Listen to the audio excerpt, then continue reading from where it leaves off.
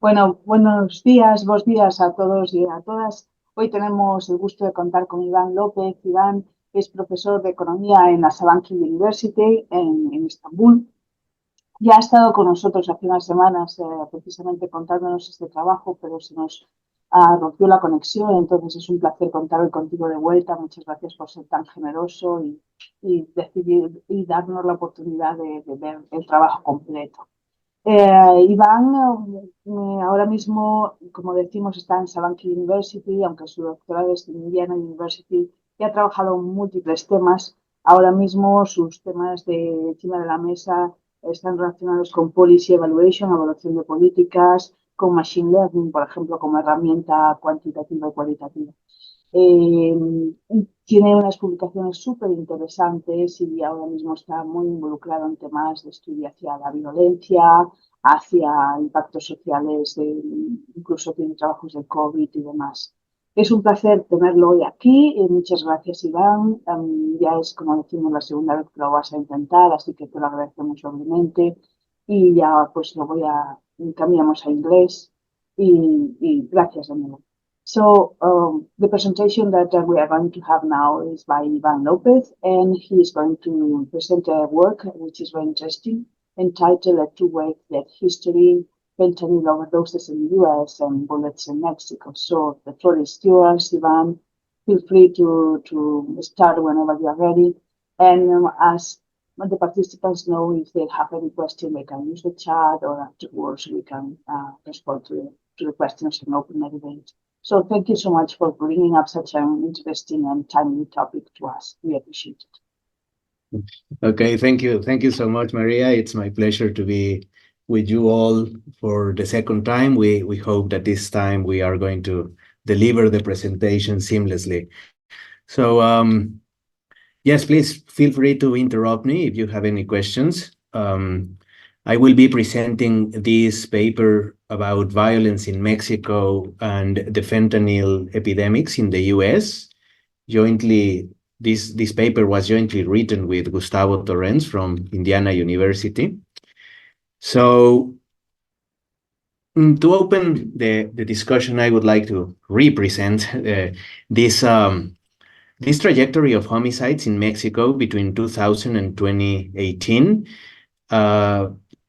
Well, the most important feature that you can draw from this graph is the fact that there are two waves of violence. The first one started in 2007 after the outbreak of the so-called Mexican War on Drugs. I will give you more context and explanations about it.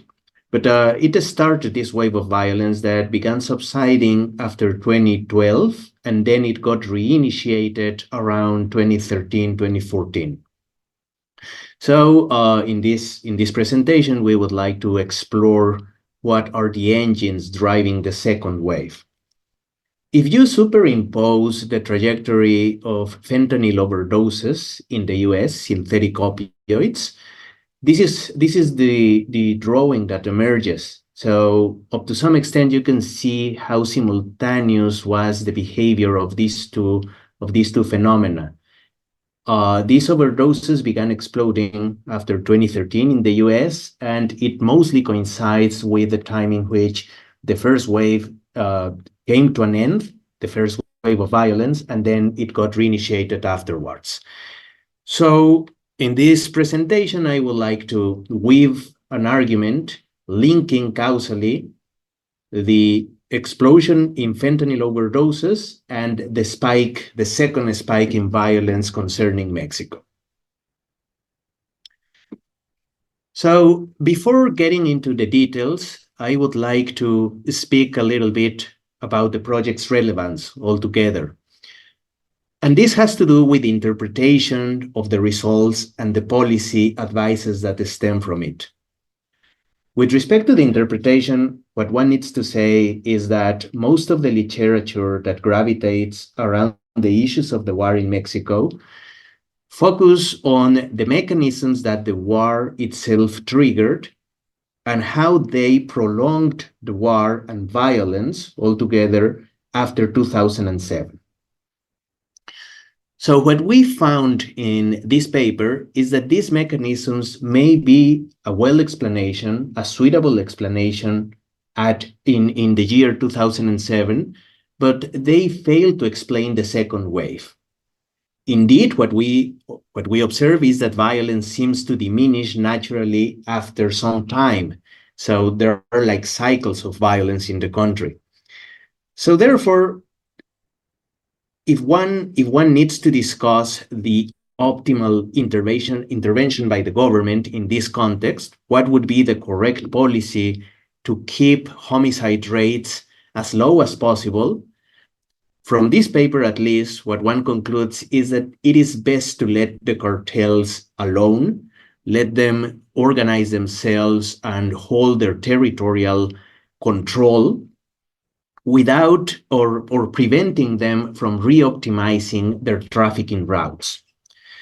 So in essence, this has the flavor of what one discusses in macroeconomic courses, when the economic cycle is there and then the government starts intervening in the system, attempting at shortening the cycle up to some extent. But when the policies begin working, the cycle is already declining, and therefore the only thing that the government is capable of doing is expanding the size of the cycle itself. So something like that is also occurring in the context of violence in Mexico. So I will give you the details in a minute.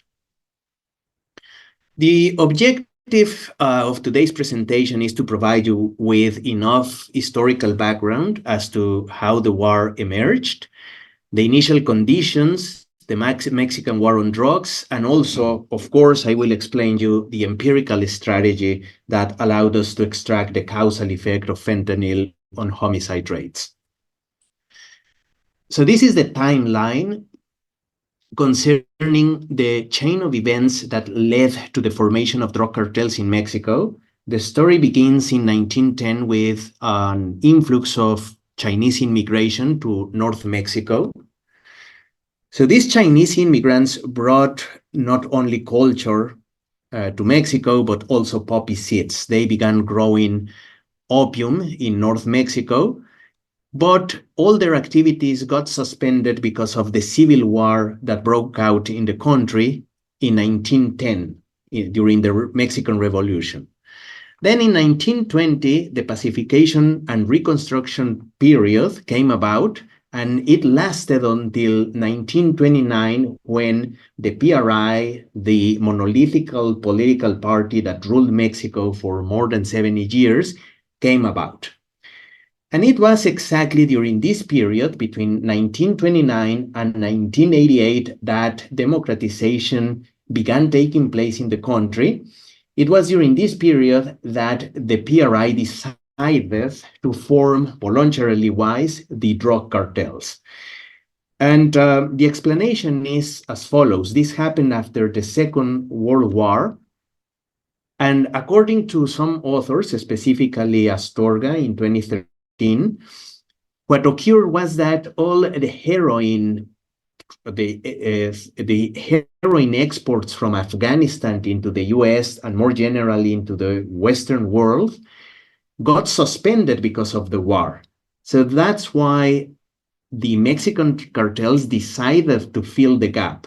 Mexico itself, under the control of the PRI, decided to form these cartels to fill the gap and seize the day, right? By inundating the American market with heroin produced in Mexico. So this was the genesis of the drug cartels in the country. During this time, production of illicit drugs in Mexico took place in a rather peaceful manner. So the cartels had some territorial integrity guaranteed by the government, and there were only two cartels, the Pacific cartel on the Pacific coast and the one located on the Gulf Coast, the Gulf cartel. So they were producing basically in autarky without interacting much with one another, without clashing or attempting at conquering territories under the hands of rivals. And well, drug production was not problematic. And actually, everything was held in a vertical line of command in which the president was dictating the main policies around drug production, as we have learned now. Then this was passed to the governors, and it was the local police forces which were in charge of keeping drug production in rather peaceful terms. Okay, so that was the structure back then.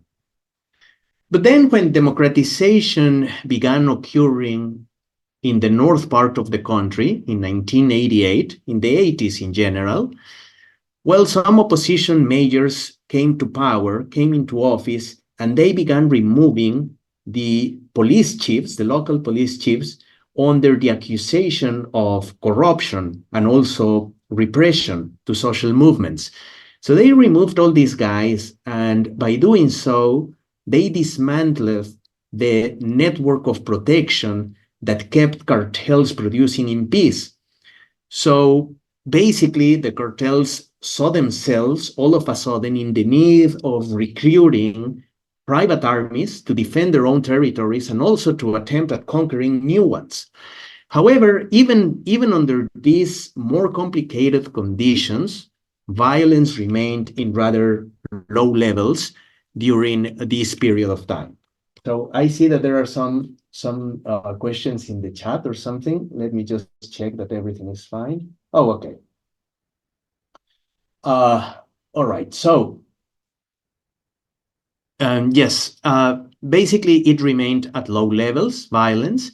And then we have the Mexican War on Drugs that took place in 2007 when the newly elected president, Felipe Calderón, decided to launch a war on drug cartels predicated mostly under the contention that many territories back then were under the control of these trafficking organizations, and therefore it was imperative to regain official control over them.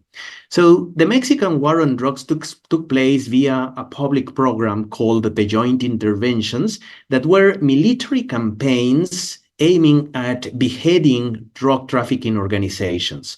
These military interventions removed most of this, back then, the most salient chiefs or the most salient drug traffickers of that moment.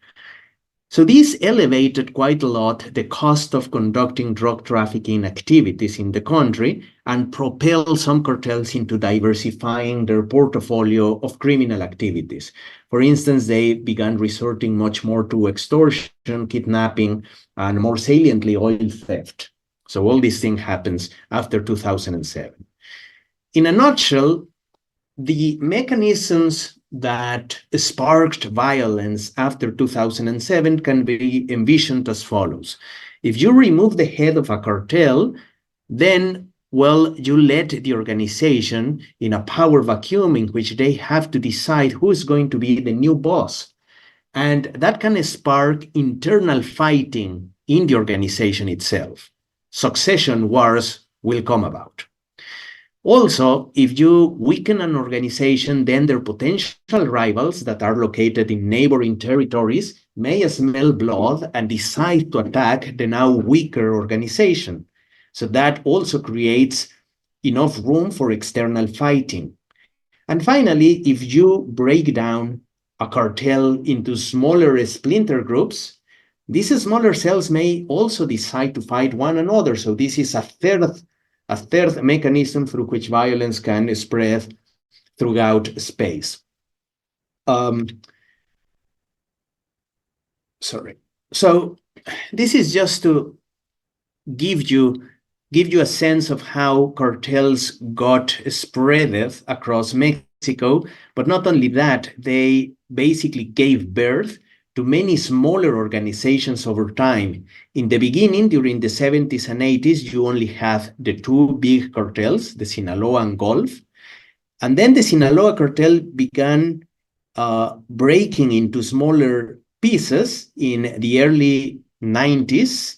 And then in the early 2000s, it basically broke down into many other different organizations. Also, the Gulf cartel exhibited a similar trajectory, a similar behavior, giving birth to many other smaller cartels. So All these mechanisms that explain violence work very well when it comes to the first wave, but in our view, they fail to explain why a second wave came about.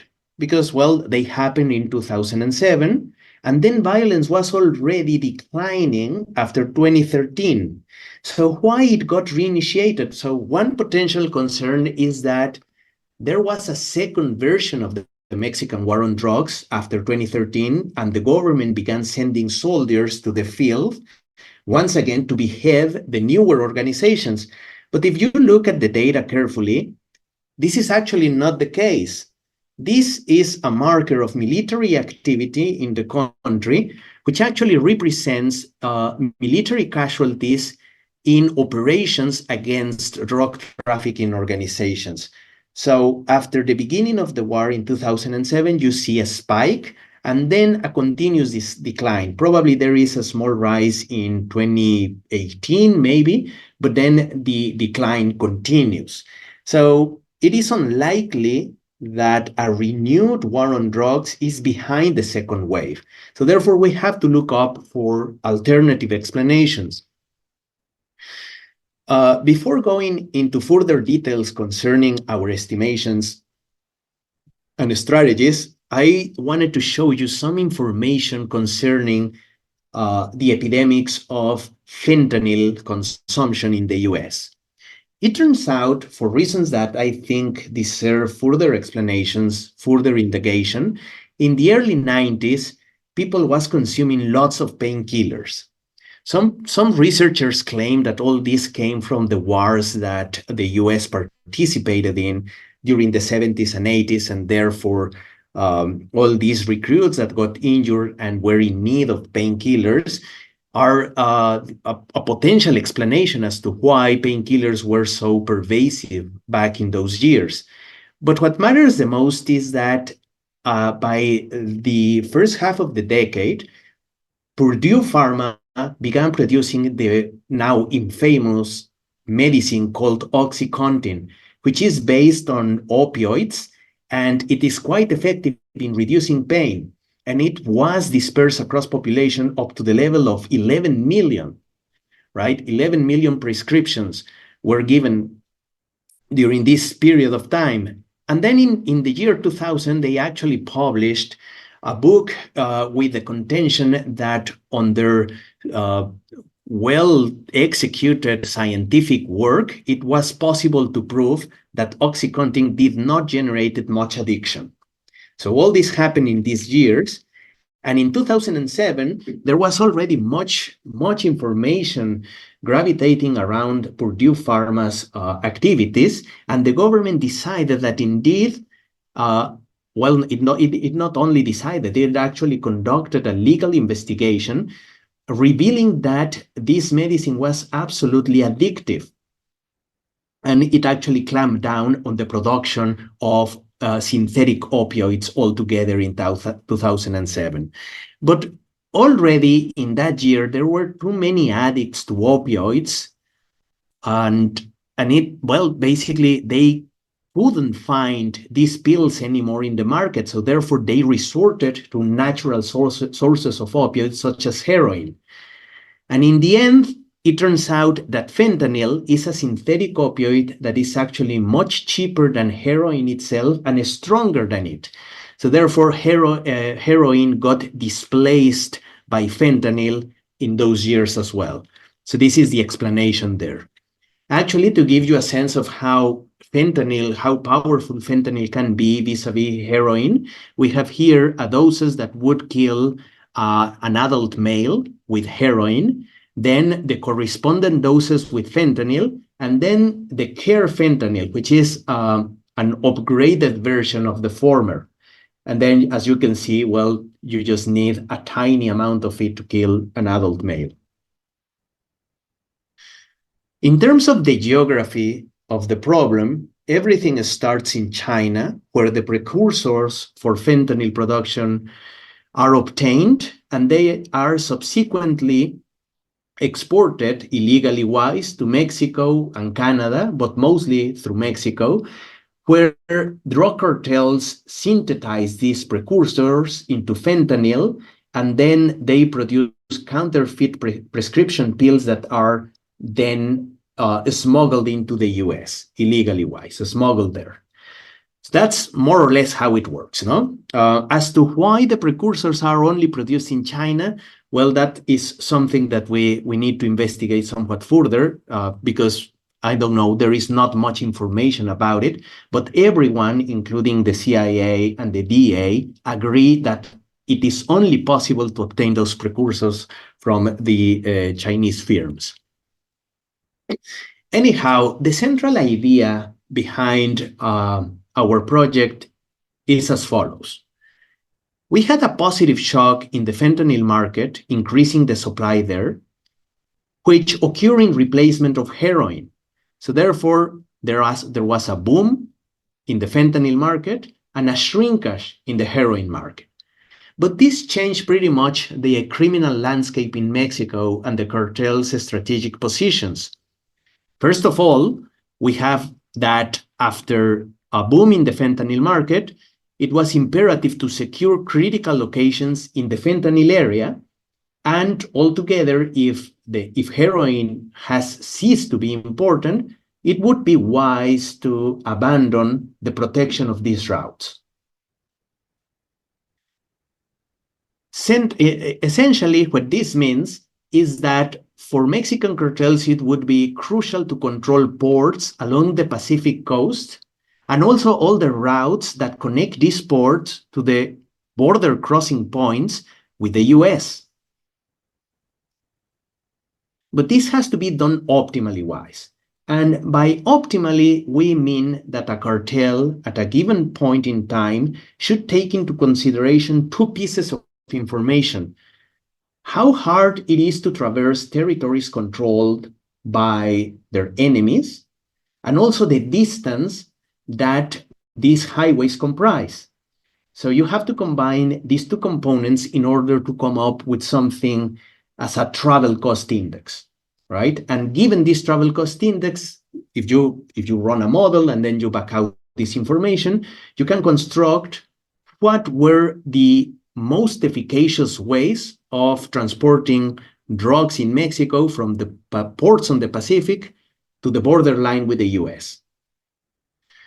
So I am going to show you the actual routes. This is just an schematic explanation because I think it clarifies the exposition by a significant margin. So we begin with the optimal routes concerning poppy seeds or heroin altogether.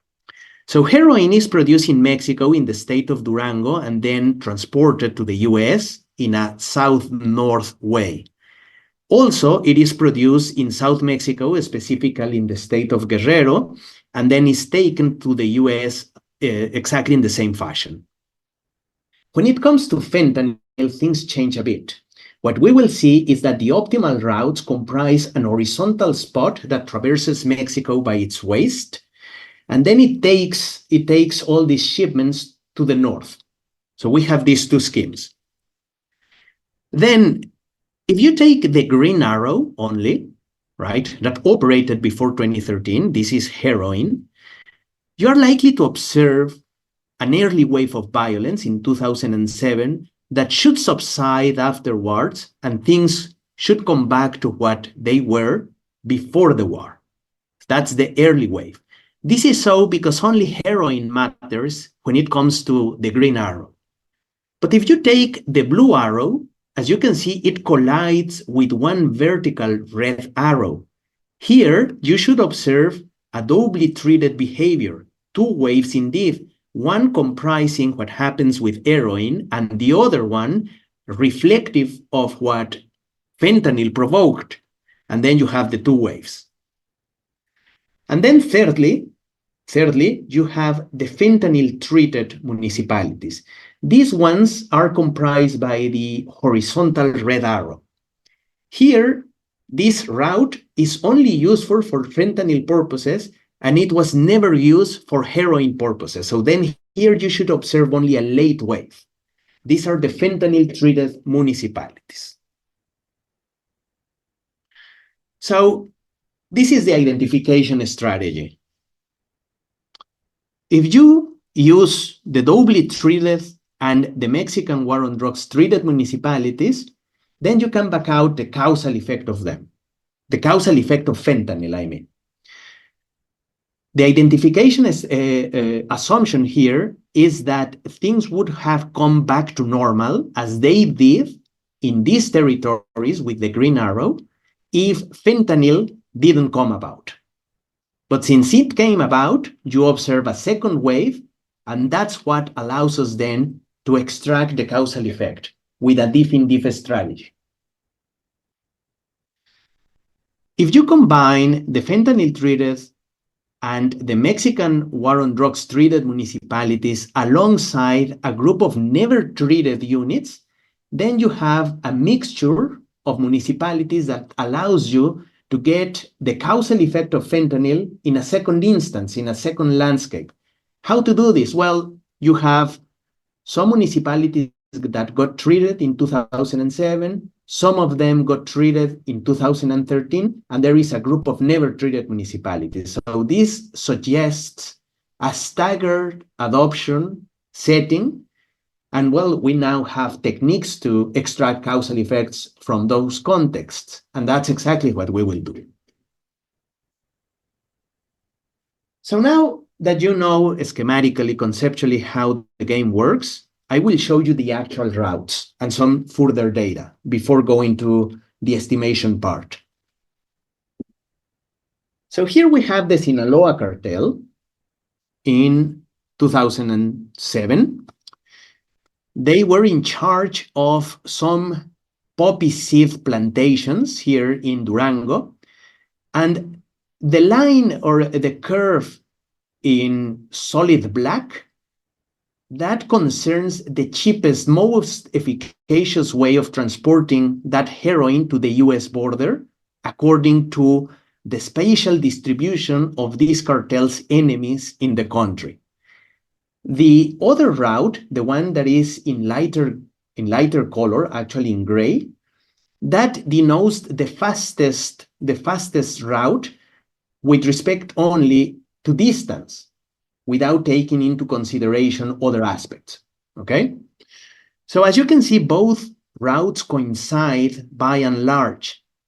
And therefore, this means that the cartel was in charge of these territories. It was not being challenged back then. And that's why it didn't have to take too many detours in order to transport its drugs to the US. Oh, sorry. But by 2010, things began changing dramatically. The cartel got attacked in this area, and that's why it had to take a longer detour in order to arrive to the US. Again, this point here continues to be the optimal one, but the trajectory, the route to reach it from the plantation fields now is much longer and costly. And actually, in 2013, the cartel, according to our transportation model, would have relinquished already transporting drugs to the same spot. Now, since they gave up, they have chosen a new point, and they are not even trying to traverse this territory any longer. And in 2013, heroin was not that important anymore. So from this analysis, one would say that here, in this context, probably there was not much violence. The cartel exerted a monopolistic power in terms of territorial integrity around this area. Then here it began to be challenged. So you should observe much violence here in this period of time. And then things should come down after the cartel gave up that specific route. And if you look at the data, that's exactly what happens, right? This is pretty much in congruence with this hypothesis. You observe not much violence before 2007, then a spike, and then it begins declining afterwards. And it actually comes back to the levels it exhibited before the war. Now, let's analyze what happens with the Jalisco cartel. The Jalisco cartel began operating in around 2011, 2012. They were in charge of administering the shipments coming from China in this port, which is Lázaro Cárdenas. That's the name of the port there. And then, well, what we have on the map are the following routes. In blue is the shortest route via distance only, concerning distance. Then in red, we have the poppy, here in red, we have the fentanyl cheapest route, this one in here, the one highlighted in red.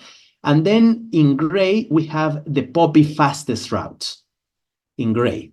So what stems from this graph is that the fentanyl cheapest route is essentially different from the poppy routes, right? It has an horizontal spot and then it collides with poppy routes when it comes to vertical spots. So actually, if we highlight these ones, the latter, the poppy routes, the map looks like this. So for one portion of the fentanyl route, you should observe only one wave of violence because it doesn't collide much with poppy routes. But for the vertical spots, you should observe a two-wave behavior. So that's essentially what we got from the data. Again, when one focuses on the Jalisco routes, when they go south-north, we are going to have two waves, and this will constitute our group of doubly treated municipalities. Why? Because they are, as the map indicates, useful for both purposes, fentanyl and heroin as well. When it comes to the fentanyl route that goes from west to east, then a single wave should come about, because that one is only useful for fentanyl and it has nothing to do with poppy transportation. So we extracted the most horizontal spots along the fentanyl route, and we plotted the homicide rates along those locations. And what you see is just what one expected to see, right? It's a late wave of violence occurring after 2015, okay? So again, all this is in congruence with the hypothesis we discussed a few slides ago. Then when we have vertical spots, right, what we observe is the two waves. These ones, again, because these locations are useful for poppy and fentanyl transportation at once. So we have the two waves. All right. So let's take a look now, just for the sake of completeness, to the locations and territories under the control of these distinct cartels back in 2012, when everything got initiated, no? So this map comes from the BBC.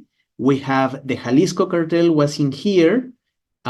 These locations in light yellow denote places that were under dispute, so therefore not other cartel had a strict territorial control over those. And then, well, what stems immediately from the map is that if you were the Jalisco cartel back then, you should traverse the country through its middle part and then go upwards. That would be cheaper than attempting at crossing the country through the locations controlled by the mighty Sinaloa Federation, right? So it was best for them to go this way, okay? All right, so now I will explain the data structure that we employed. And of course, if you have any questions, please let me know. All right, so, Yeah, well, yes. I actually have a few questions, but I don't want to monopolize. I am wondering, because for those who are not from Mexico, like my case, I was wondering if I have the following question. Do all cartels commercialize both heroin and fentanyl at once, or most of them do? Well, yes, they would. If they could, they would, no? But the problem is that heroin got replaced altogether by fentanyl because it is cheaper and more powerful. So therefore, it served mostly as a replacement of the former. So that's why heroin ceased to be an important player in the drug trafficking landscape. I understand you. Okay, super. Thank you so much. Thank you. All right. So we have here then the data sources we employed. The first one is INEGI, from which we took all the cartographic details about the country and the administrative boundaries as well, also highways. We took homicides and socioeconomic indicators from INEGI. INEGI is the National Statistical Institute in Mexico. Then from the National Defense Secretariat, we took the location of poppy crop fields and also the fentanyl receiving ports. From a paper by Signoret and Company in 2023, we got information as to cartels' presence that comes in the form of a panel data. So, and also I was missing the US Immigration Office, which provided us with information as to border crossing points and also how is the traffic in each of them. And well, we put together all this data into a panel data format that allows us to track municipalities from 2000 to 2018.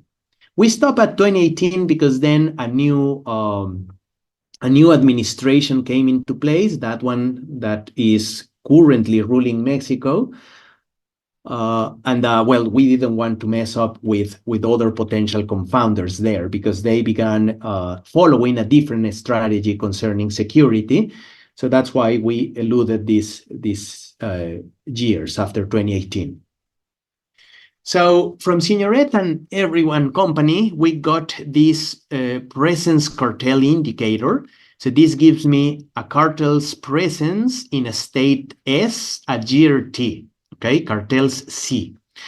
And then we constructed with this information the relative presence for each cartel across Mexican states.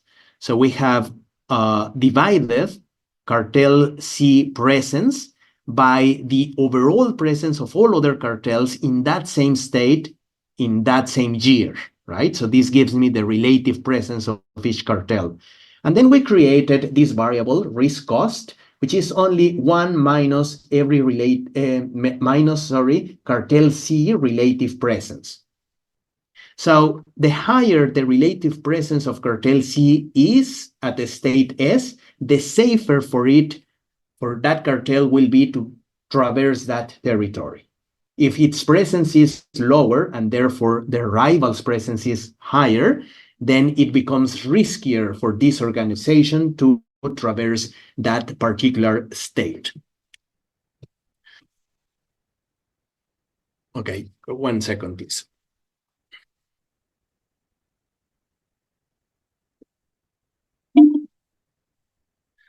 So for the travel cost model, we take two inputs. One is port P on the Pacific coast and then GRT. With this information at hand, we determine what was the cartel in charge of Port P, that one with the highest presence there in that given year. Then we employed the Dijkstra's algorithm to find what was the cheapest route to the US border.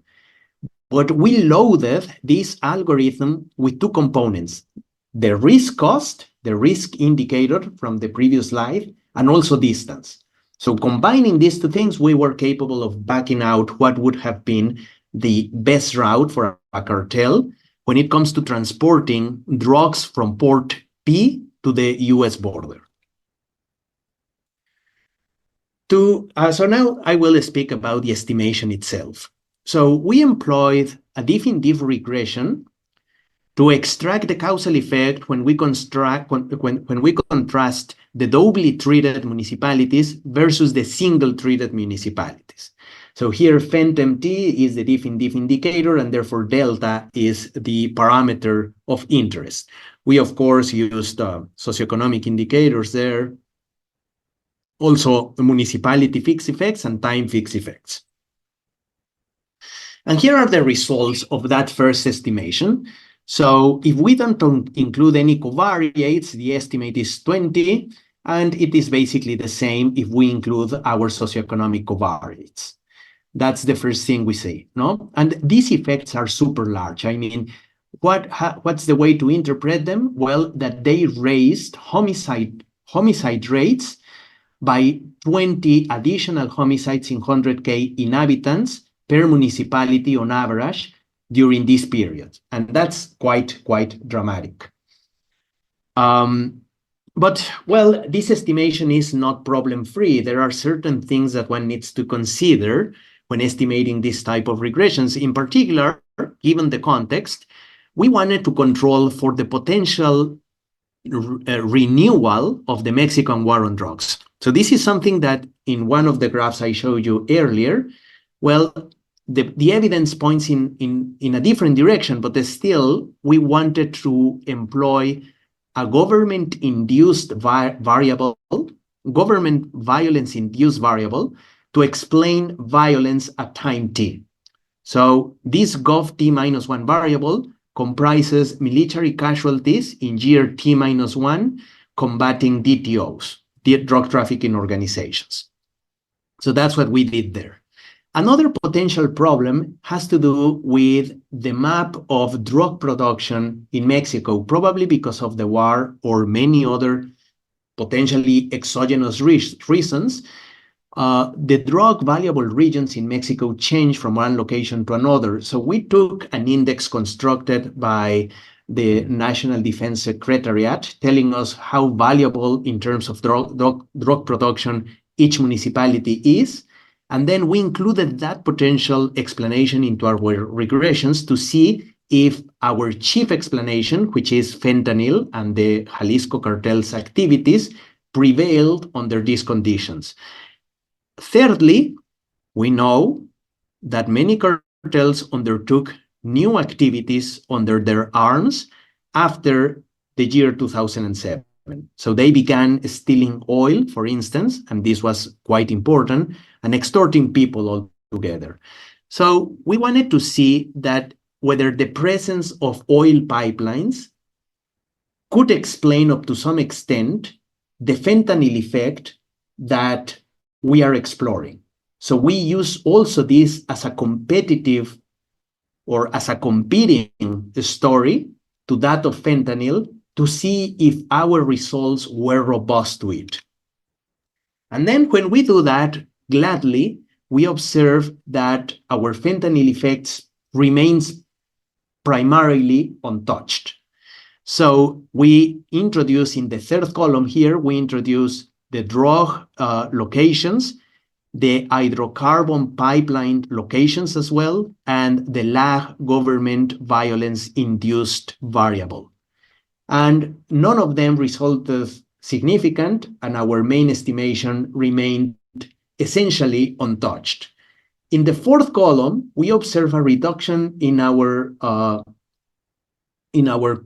statistical power, mostly because we employed Conley spatially robust standard error. So there is some degree of a spatial autocorrelation in the system, but not enough to discard our estimates. So this is also reassuring. Okay, Iván? Yes. What is the logic to control for oil? What do you call it? Yes, for oil pipelines. Yeah, So for oil pipelines. the thing Why? is that we wrote a paper a few years ago, 2 years ago actually, about how drug trafficking organizations were propelled into stealing oil from the pipelines, and they took this as a second chance of extracting revenue from the government, no? Because in Mexico, the oil pipelines back then were under the monopoly of Pemex, which was the only state company in charge of conducting oil-related operations. So the cartels began stealing oil from them quite massively. And not only that, they began struggling with one another over the control for those oil-rich territories. And then, well, since many of these pipelines traverse Mexico City and they go across the central part of the country, they could be envisioned as a potential confounder of the fentanyl effect altogether. Okay. So we wanted to include this potential explanation just to see how robust our fentanyl effect was to this other potential source of violence.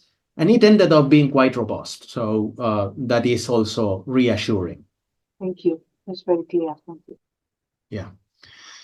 Finally, we conducted, just to verify the parallel trend assumption before 2007, we included a placebo test. So we took these treated municipalities of ours and we falsely assigned them the status of being treated after 2007 to see if there was some kind of effect or not.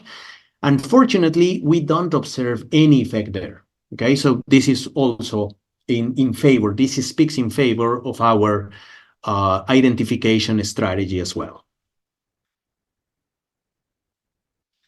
Now let me talk a little bit about this other instance in which we captured the causal effect when we contrasted the single treated municipalities in the Mexican war on drugs versus the exclusively fentanyl treated municipalities, no? And then, of course, we included as well the never treated group. So this basically comes down to two cohorts, a cohort of municipalities that got treated in 2007 and those that got treated in 2013. So this suggests a staggered design alongside the never treated units. So the way to estimate this is as follows. You have to include some cohort fixed effects, right? And also the treatment effect at T for each one of the cohorts in the mix.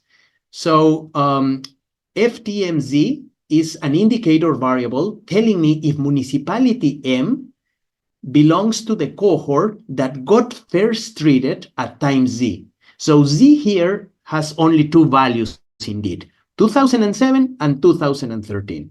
So this allows us to extract separately the effect coming from the Mexican war on drugs from that coming from fentanyl in 2013. This methodology is the one that Wooldridge suggests in a very recent paper. I think it got published last year. And well, it's a way to deal with the staggered designs. And I just for completeness, I included the trajectory of the never treated municipalities here. These are homicide rates there. So putting all this together, what you get is that for the Mexican war on drugs, there is 10 additional homicides in 100,000 inhabitants coming from there. And for the fentanyl effect, is still quite large and very significant, even when we include the Conley spatial robust standard errors. So everything works exactly in the direction we expected, no? The advantage of this table is that it allows you to envision the effects from the two treatments in a single table separately. We also ran some further validations. We know that in North Mexico, there are also some ports open to international trade that could, in principle, receive flows of fentanyl. We know that they do. So we were wondering, what happens if we focus on those ports and we try to capture the fentanyl effect there, not only from those controlled by the Jalisco cartel, but also those under the control of the Sinaloa Federation itself. And when we reduce the scope of our analysis to those ports only, we still observe the fentanyl effect operating exactly in the same direction. And actually, it was quite surprising because the size of the effect is basically the same, right? It didn't change at all. So I guess that we are fine in that regard as well. Secondly, we said, well, it would be good to explore the possibility that some ports could be receiving fentanyl, even if we don't observe that in the data. So we took into account some ports that are not necessarily open to international trade, that they are just supporting local flows. And we also took them as potential sources of violence. Here, when we do this, the results are mixed because the bare bones regression shows some degree of fentanyl effect, some degree, indeed. But when we supplement these regressions with the alternative explanations that related to oil and that related to drug production, when we put them together, then we cease to observe any fentanyl effect, which is good for us, no? It's good because it basically reinforces the notion that we are indeed focusing on the relevant ports on the Pacific coast. So let me give you some final insights. Basically, what we have observed here is that there were two waves of violence. The second one was directly associated to an exogenous shock, which was the discovery of fentanyl and the opioid crisis in the US. The first one was triggered by the Mexican war on drugs, so that's policy-driven entirely. And then, well, this propels us into questioning ourselves, what is best when one faces a problem like this? You could, on the one hand, let the system come back to its original position by not intervening after the initial crackdown on cartels. That would have been one possibility. Had there not been any fentanyl advent, then we would have observed a pacification process right after 2012. So what the government has been doing in Mexico so far is attempting at neutralizing the engines that propagated violence in the first place, right? The succession wars within cartels, the fighting between weaker and stronger cartels, and also the splintering of larger organizations. But all that has not worked at all because basically they are doing nothing. They are fighting with a system that is not paying any attention to these interventions. There are other forces, such as fentanyl, for instance, that propagate violence beyond their forces. So this calls for the design of an optimal strategy when it comes to intervening the system in a country like Mexico. So our conclusion there would be, it is best to let the cartels reintegrate themselves into larger organizations and then try, as the PRI did back in the day, try to separate those territories using the army or using police forces, whatever you have at hand, any resource you can employ, so that you can prevent them from clashing with one another. That, in our view, is the only way in which you can end up abating the quite high violence indices we have seen in the recent years. And actually, this is supported also by what the current administration has been doing in the country. They have this policy called abrazos no balazos that mostly constitutes a new attitude towards drug trafficking organizations. They are not arresting like the big bosses in the trafficking sector. They are not trying to clamp down on organizations. They are more focusing on abating spikes of violence regionally wise. And as you can see now, the homicide indices have been declining in the country for some time now. So those are my conclusions, and that's it pretty much. I don't know if you have any comments, questions, or suggestions as well. Thank you so much, Iván. So I open the floor for questions and comments, or open your mic and yes, go ahead. It's a very interesting topic what you bring up here today and very timely, actually. Probably there will be comments coming up shortly, but in the meantime, let me just start then, so so people get encouraged to also ask questions.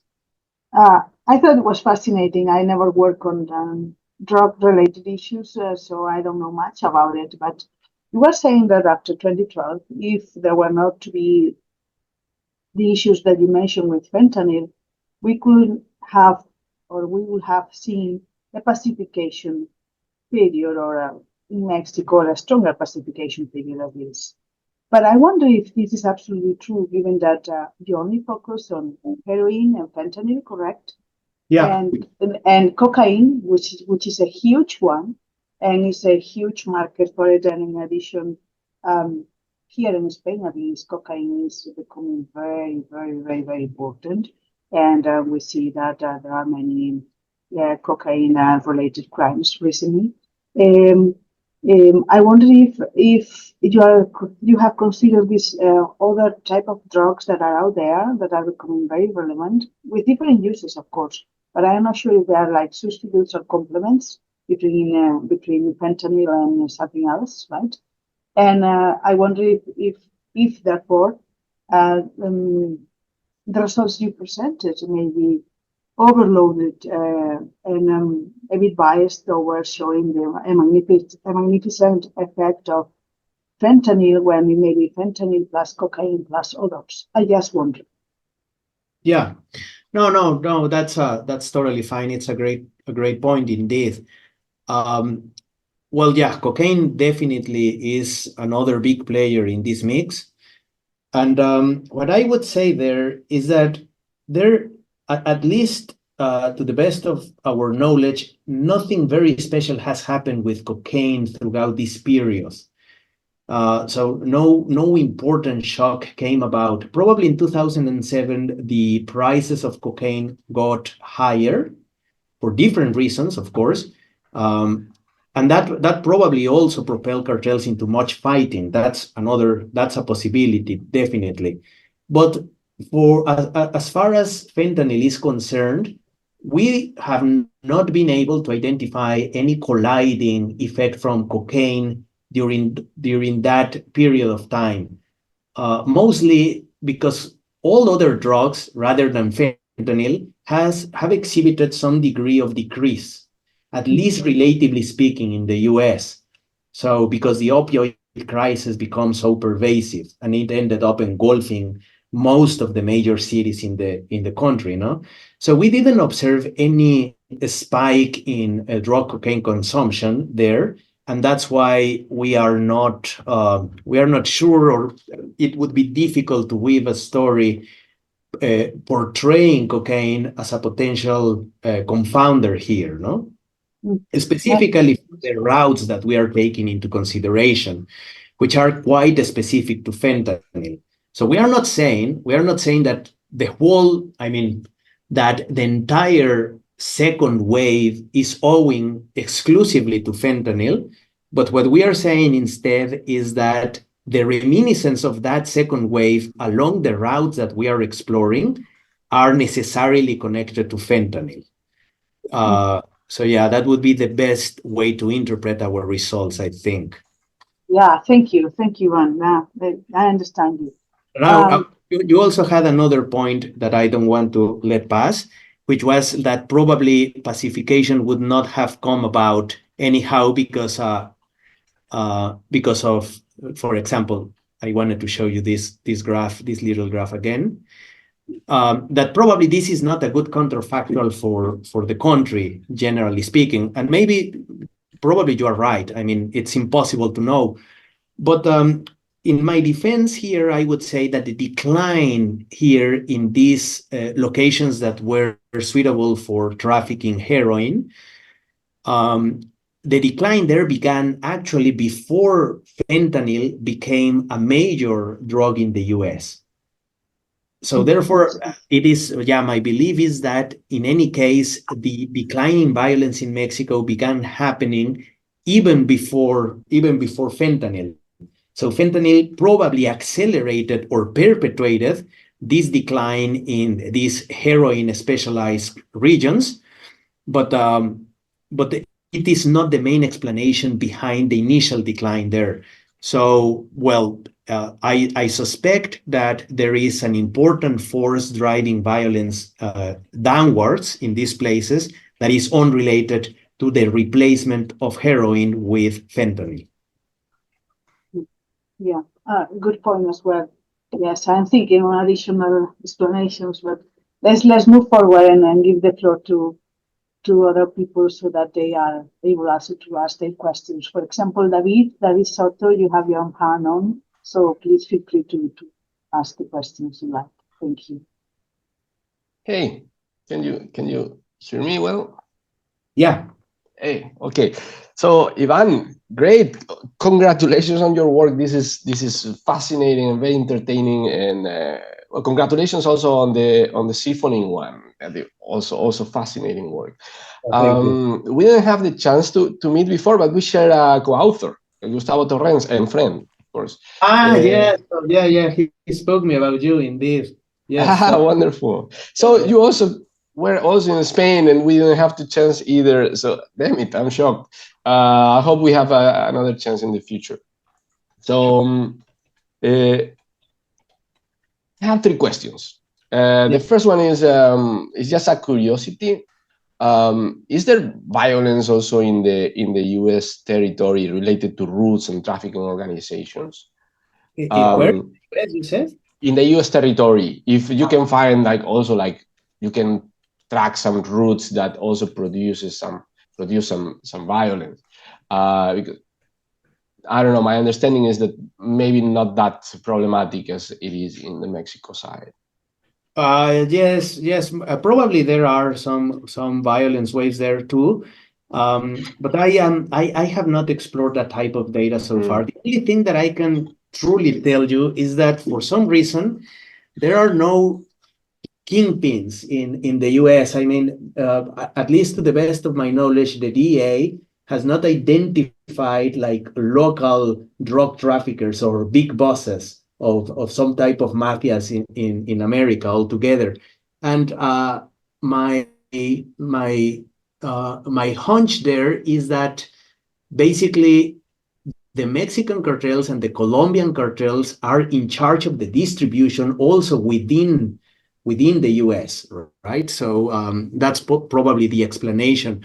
But they are not allowed to clash, no? Because there you have much more security, and the army, the police, the FBI, all these guys can react much more promptly than in Mexico, maybe.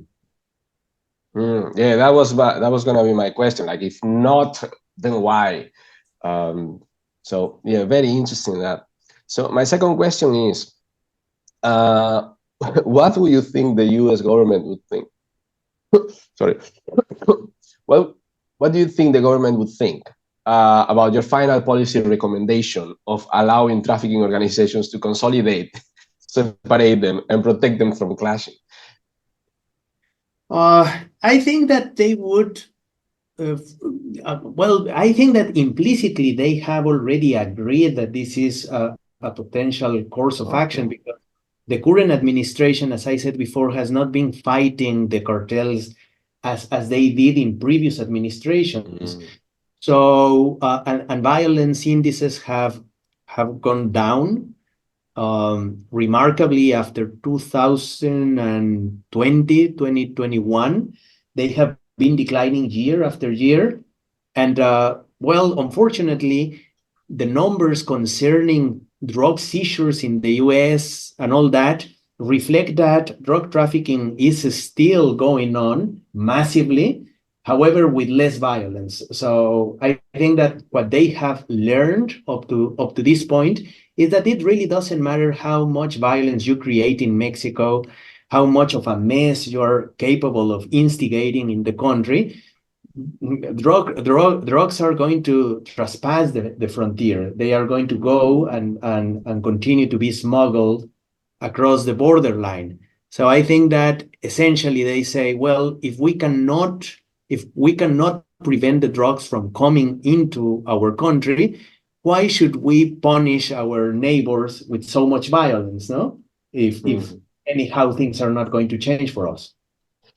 Oh, wow. This is very glad that they changed the attitude and the approach, actually. Yeah, great. So, and the third one is, I mean, to me, the results are, I mean, everything is fascinating. The identification, to me, sounds good. I cannot help well because I couldn't have a chance to read it in advance, and not very helpful. Not also on this, but I would like to know how do you defend these? The R square, the goodness of fit in the regressions is like 0.2, I think. So it explains like 20% of the variability there, which for me is okay. but how would you defend that? That is not like super high. No, well, in this type of studies, the R square is always this low, no? I agree. Yeah. Especially when you employ these panels with violence and all the papers that I have read are always coming up with that type of R square. Yeah. I mean, a simple way to defend that would be basically saying that R square doesn't tell you anything, no? I mean, it up to some extent, of course, it describes how much of the variation you are capable of predicting with your model. But here, prediction is not what matters to us, no? What matters to us is identification altogether. How neatly can we separate the causal effects coming from the two sources of violence at hand? And in that sense, we did a good job. Now, violence itself follows very different dynamics at the municipality level, no? And at the regional level as well. So it is not uniformly distributed.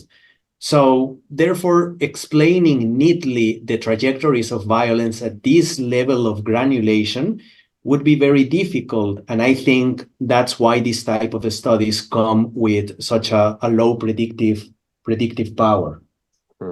Yeah, well, as long as the coefficients are significant and the identification strategy is right, and you can identify the causal effect is enough. It's great. Well, that will be all from my side. Thank you very much. It was fascinating and eager to meet you. Looking forward to meet you in the future. Yeah, me too. Thank you. Thank you, David, for your comments. They were very nice. Also, I have here in the chat some comments from Eurico, who was asking a related question that David already posed, that is related to government recommendations. So what do you think governments must do to reduce the power of the cartels? I think you gave us already some hints. And he's saying, I think that groups have some facilities to drive their operations in Mexico. Okay, I couldn't hear very well that last part. Could you repeat it? I think that groups have some facilities, meaning also some, maybe not necessarily facilities, but capabilities to drive their operations in Mexico. Some facilities to drive their operations in Mexico. Let me see if I can just 1 second, please. I just need to see here. In the chat. In the chat. For some reason, I don't have it. No. Okay.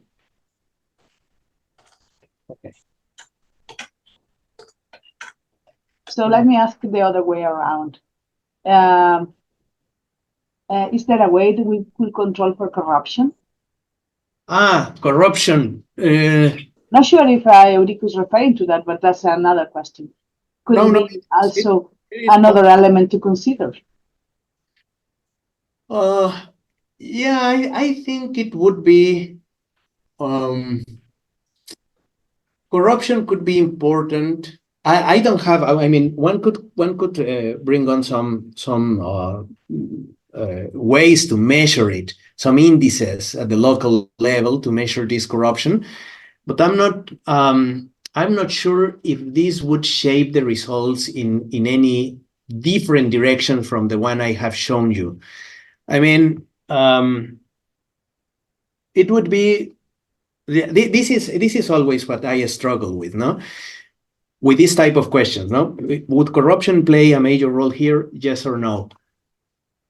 I struggle very much in seeing how it could happen, no? Because corruption should be located, especially in a very special, intensive way, through the routes that connect the Mexican ports and the Pacific to the borderline. And it would be much of a coincidence because those roads basically traverse the entire country, no? So they go through areas that you could envision as very corrupt in the south, but they are also getting, they go very close to the borderline, which basically traverse the most developed areas in Mexico where corruption should be the lowest.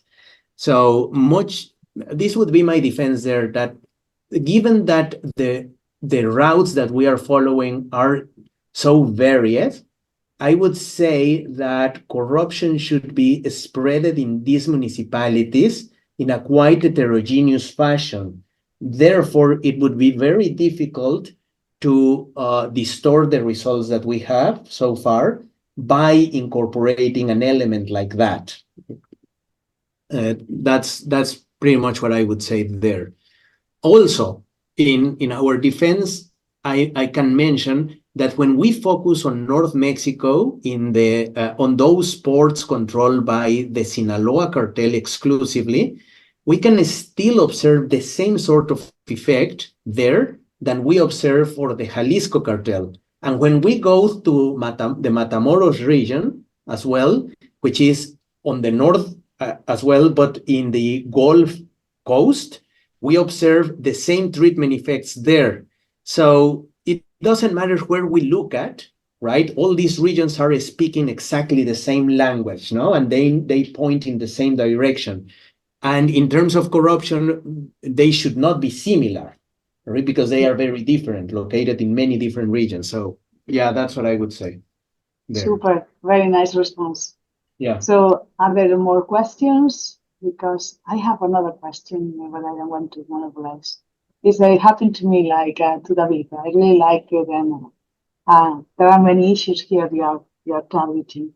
So one question I have then, in the meantime, that somebody else or someone else is bringing up more aspects to discuss. I wanted to ask you about the specification and about the logic behind, about one particular aspect. You have looked at selecting, you use the D-stars algorithm to find the cheapest route, right? And I've been thinking about it a lot while you were presenting, but please take it from my ignorance. I never work on this area of research. So let's assume that I am a narco, okay? Yeah. So if I'm a narco, money is not a problem. So Yeah. why do we care about the cheapest point one? Because if I was to be a narco, I will do a bit like the strategy of the Chapo, right? El Chapo, who was constructing these tunnels behind the roads, behind everywhere. And even he had these huge, amazing tunnels that would go from certain places in Mexico to his own house or the girlfriend's house in Arizona or something like that, as the American TV has shown. All I am saying is that if I were a narco, I would look not at the cheapest. Who cares about money being a narco, right? I would look at the safest for my purpose, which is to arrive in the US upper market with my stuff, right? So if I was to do that, I would construct different roads, not based on cost, but maybe based on surveillance, maybe based on population density, based on other elements. Yeah. But I know nothing about this. Yeah, but maybe. What do you think?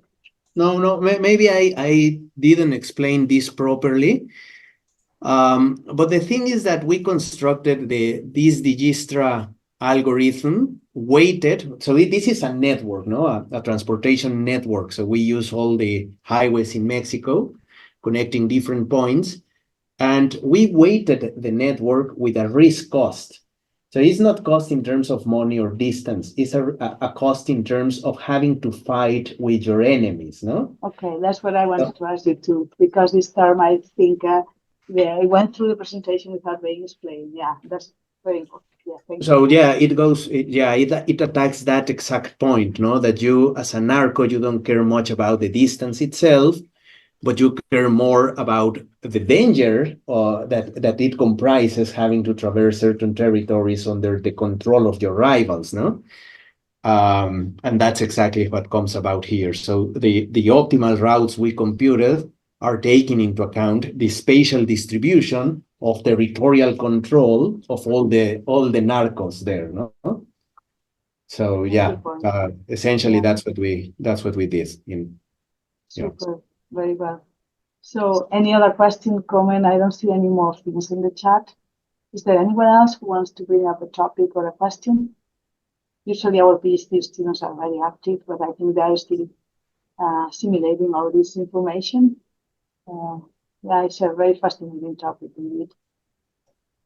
Any other question, comments, suggestions? No? Well, uh, we can still keep in touch with you by private email and so. So, Ivan, thank you so much for being here. It was a pleasure having you today. I think you have presented very stimulating work, and we wish you the best now in terms of publications and so on. It's fantastic, and yeah, and we look forward to see each other and not to lose contact. As David was saying, you are very welcome to come to Galicia, to any place in which ECOWAS is present, which is present at the three universities. So you're very welcome to come and visit us.